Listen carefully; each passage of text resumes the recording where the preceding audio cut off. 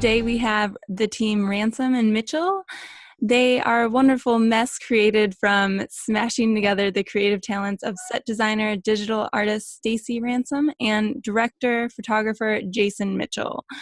So let's get into it. Is there anything else you want to tell people about you guys?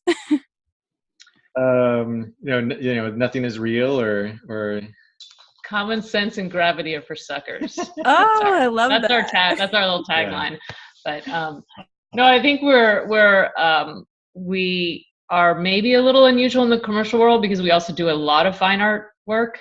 So we have kind of this dual personality thing. Our website is even like you get to choose where you want to go when you come to visit us.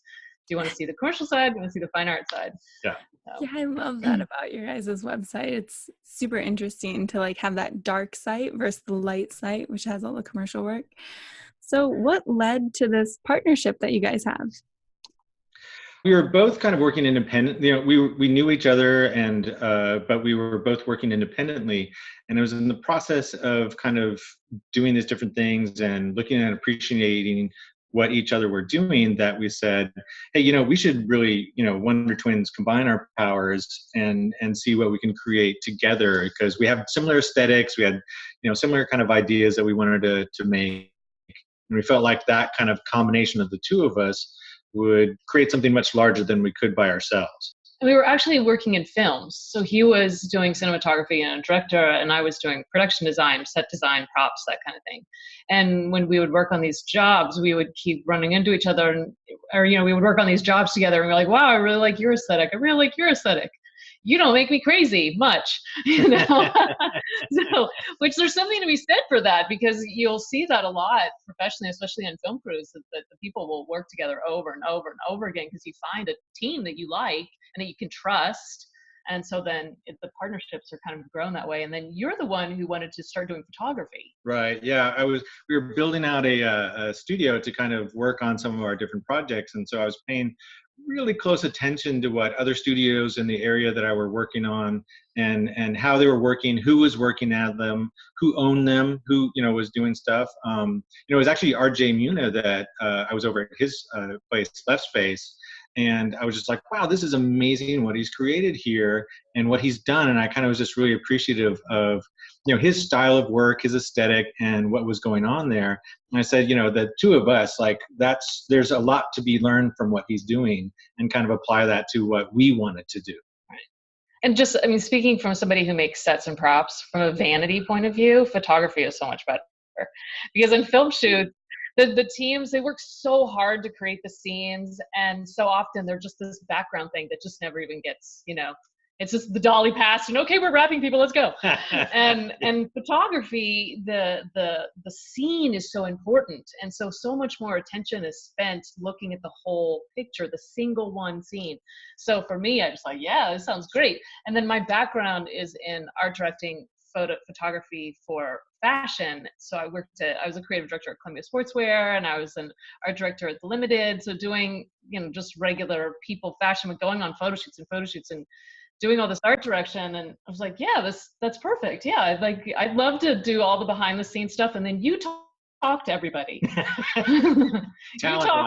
talk to the models and I'll just hang back at the crafty table. Yeah. So you really, Stacy, you plan it all out kind of like before the image is even taken?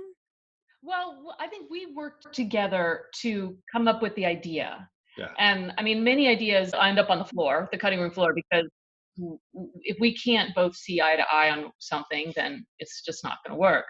I tend to handle the mise en scene, I guess, the working with the wardrobe stylist, working with the makeup stylist, creating the set, the look, the colors.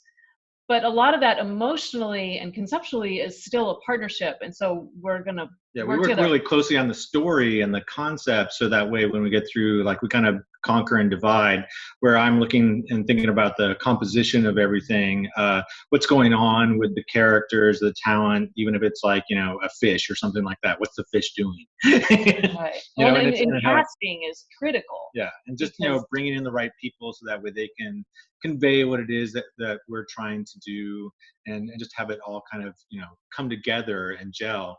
And then just the overall kind of driving hey, this is how we're going to run the shoot. This is what we're going to be able to get out of this right now. And lighting. And lighting, especially the lighting and composition. So that way it all kind of works together.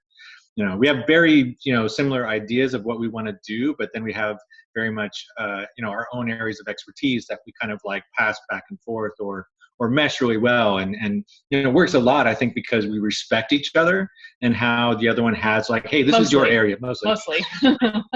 We respect each other in that. We're like, okay, so you are in charge of this section, so you do that section, and then I'm working on this section. We'll kind of meet together, and just like you would with any other kind of department. Right. The joke is we each have to have our own notebook. Yeah. So if everybody's right, because we're like, did you write that down? Did you write that down? Like, okay, I wrote it down. Did you write it down? I wrote it down. And so but I think that what he said is that when you're working in a team, and not just with us, but with anybody we work with, the makeup artists, the wardrobe artists, the gaffers, everybody, that really have to respect each other's professionalism, and that they've come to the table with ideas. And the reason you bring a team together is because you respect them and you want to work with them. So then why do you want to tell somebody else what to do, per se? As long as it's fitting within a creative brief, then it's good. And so that's true. Yeah. No matter like the size of our project, our own personal creative artwork, we usually create, especially if we're working with other people. Yes. We create a creative brief, so that way everybody is on the same page. We know exactly what we're going for. Even the fine art, commercial, everything gets a creative brief. Yeah. How long have you guys been working together?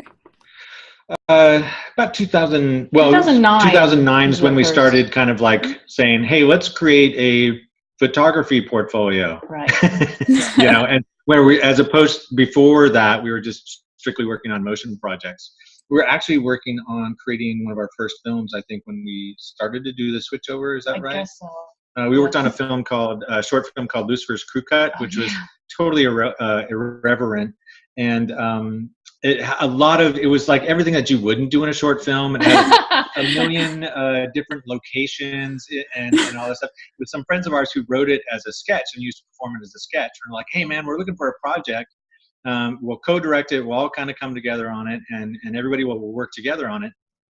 And so when they adapted it, they just added in all these different scenes. And it was like well, maybe we shouldn't do this, but we had the time and the space and the energy. So we're like, well, cool. Well, then we'll just go over the top, and we'll just kind of go. Had great cameos with a lot of, comedian stars. As I said, they were there was a sketch troupe, so but they also did stand-up comedy. So, Maria Bamford is in it. You have Art Barker, Jello Biafra, Doug Benson. Wow. Yeah. Robert Townsend? Robert Hawkins. No, Hawkins. Yeah. Sorry. Yeah. All awesome people. And even Otis Rungus from Guar. It was a few years back. That's right. Yeah. But we digress. Yeah. So that was a fun project, and that's where we, I think, really kind of worked together on one of our first creative, visually, art projects that we had a lot of ownership over. And through that, as that was, kind of like the first project that we did in that studio that we were talking about. And then we said, well, this was great, but you worked for 2 weeks on a set, and then, as you were saying, I blew by it on a dolly, so you didn't see like hardly any. It was a blur in the background. Don't you wish we would have done photo shoots on that scene, on those sets? Right. Oh my gosh, that's been amazing. But yeah, so then that was like, okay, there's a lot more effort that's going into this that will be really reflected and called out in attention to detail in a still photo than it will much more ever so in a movie, even a movie still or anything like that. So I think that's where we said, hey, let's take all this energy and effort that we're doing and make something that's really interesting to look at, and even just a single image or a small series, right? Instead of like this other kind of like film project, which it's still hard to find a lot of viewers for film projects but it's much easier to find people to take a look at a still image. Just for the nature of social media, you can put something up on, Twitter, or on Instagram, like so many things, and it's just one thing. I love it. Click, moving on. Yeah. But to ask somebody to watch a 5-minute film, oh my God, it was time for that. Yeah. So, yeah. But I think with the interesting thing that came from us coming from filmmaking and going into photography, that neither of us were trained commercial photographers, that we had no preconceived notions about how you do things. We just made the work the same way we had been making films, we approached it as a cinematic scene. Yeah, it was one of those times where they said, everybody's always say, create the work that you want. So we had some money set aside to make another film, and we said, well, instead of doing that, we'll take all that money and we're going to start building ourselves a photography portfolio. So we just approached it in the exact same manner, and had really went through and created work, or especially originally, that really spoke to just what was our heart, our raw heart space, and then kind of started working from there. Which then, surprise, your raw heart space is fine art. Thank you for watching the AtEdge channel. I'm Elizabeth Owen, President of AtEdge. If you enjoyed this video, please subscribe. And you can check us out on social by following the links in the description. See you next time.